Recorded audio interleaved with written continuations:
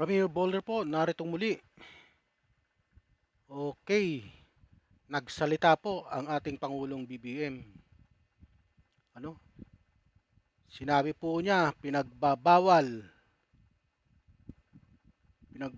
na ni Pangulong Ferdinand Romualdez Marcos Jr. ang pangingialam ng mga politiko sa pamimigay ng ayuda upang matiyak na makakarating ito sa mga benepisyo. Ito ang kanyang inihayag nitong Lunes, Enero 5 matapos niyang pirmahan ang 6.793 trillion 2026 national budget. Sinabi naman ni Executive Secretary Ralph Recto na mayroong inilagay na general provision sa 2026 General Appropriation Act GAA kaugnay ito. Ito na po. Pinagbabawal na po sa mga politikong paipal, politikong akala mo kanila yung pera, ha?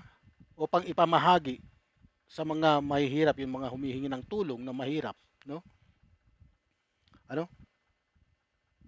Ito ang direktiba ni Pangulong Ferdinand Marcos Jr. na ipagbawal ang mga politiko sa pamimigay ng ayuda at ay malinaw na hakbang laban sa pamumulitika at pang-aabuso sa pondo ng bayan.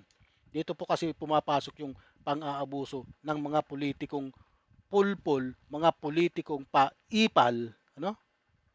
Mga paipal na politiko, ano? Marami diyan.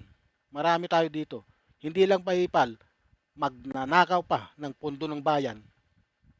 Ha? Pinapakita nito na hindi campaign tool ang ayuda. Hindi po campaign tool ang ayuda. Hindi personal na pondo ng politiko ang pera ng gobyerno. Akala nyo, yung mga pinapamahagi nila dyan, na pera sa Davao, sa kanila? Hindi. Hindi sa kanila. Hindi nila personal na pera yan. Dito sa Maynila,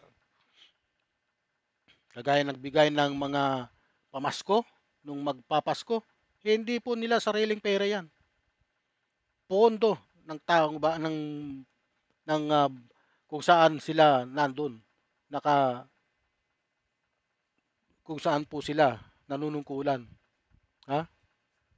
Lahat po yan ay taxpayers money. Wala pong politikong gagastos ng sarili niyang pera. Tandaan niyo po yan. Ano? Karapatan ng mamamayan ang tulong. Ha? Hindi utang na loob. Ha? Sa paglalagay ng provision ito sa 2026 General Appropriation Act o GAA, pinapatibay na ang ayuda ay dapat sa tamang ahensya. Tamang ahensya. May malinaw na patakaran. Hindi pwedeng gamiting propaganda. Sa madaling sabi, tinamaan ang mga politikong sanay magpaepal at mangampanya gamit ang ayuda. No? Para sa taong bayan, ito ay panalo laban sa abuso at trapo politics. Ito po, politiko bawal nang mangialam sa pamimigay ng ayuda as per PBBM. Politicians shall be barred in the distribution of any financial aid. We will ensure that support reaches